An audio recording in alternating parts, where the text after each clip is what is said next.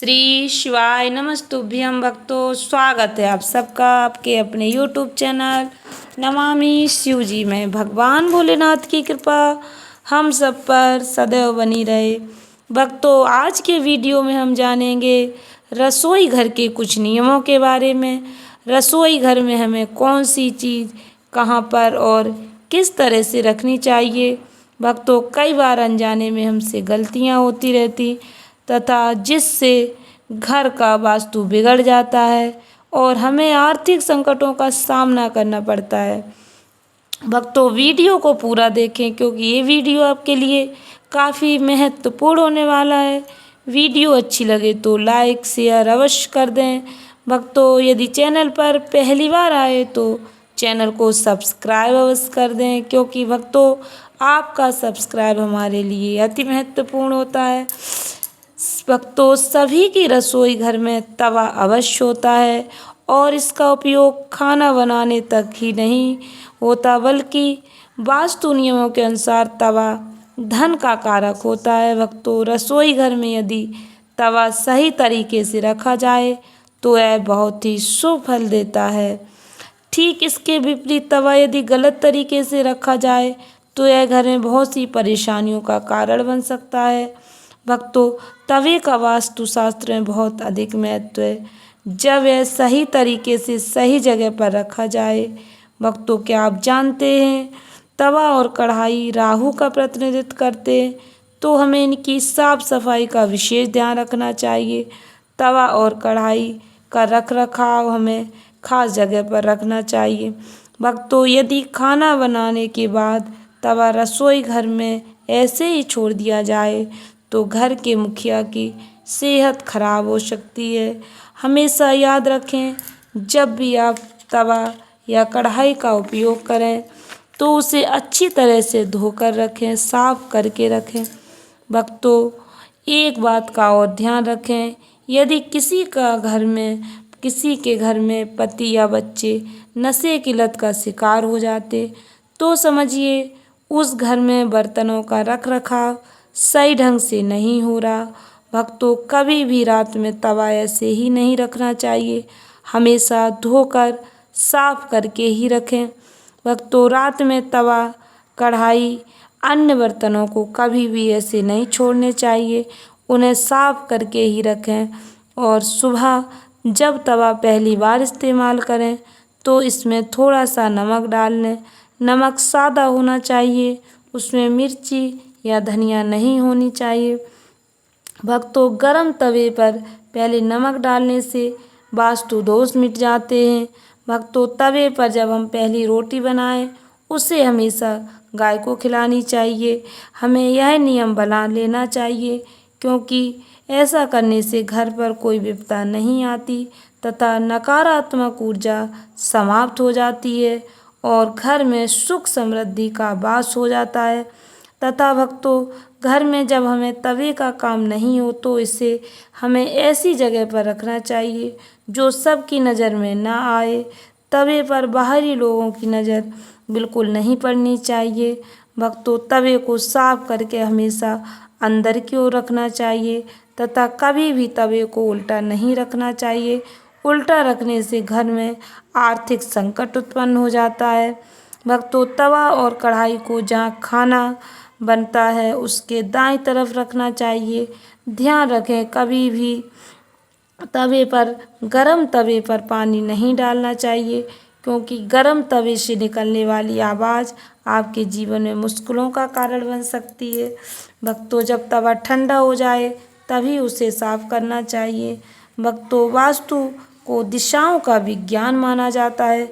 सही दिशा में सही काम करने से व्यक्ति की दशा बदल जाती है, उसकी दिशा बदल जाती है तथा इसके विपरीत कार्य करने से व्यक्ति का दुर्भाग्य बढ़ जाता है तथा उसे परेशानियों का सामना करना पड़ता है।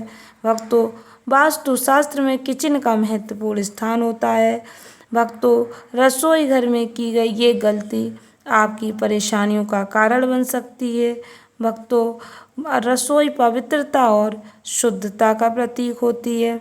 भक्तों, पवित्रता और शुद्धता में ही ईश्वर का वास होता है। आपकी किचन का आपको विशेष ध्यान रखना चाहिए। किचन में कभी भी जूठे बर्तन नहीं रखने चाहिए, यह आपकी गरीबी का कारण बन सकते हैं। भक्तों, हमारी किचन में जल, अग्नि, वायु सभी तत्व पाए जाते हैं। कई लोग किचन को इतना पवित्र मानते और उसी के पास भगवान का मंदिर बना लेते हैं। ऐसा करना बिल्कुल गलत है। भक्तों, कई लोगों की आदत होती है वो रात में जूठे बर्तन रख देते और सुबह धोते, ये बिल्कुल गलत होता है। भक्तों, रात में रखे हुए बर्तनों का घर व घर के सदस्यों पर विपरीत प्रभाव पड़ता है। ये गलती आपको गरीबी का कारण बन सकती है।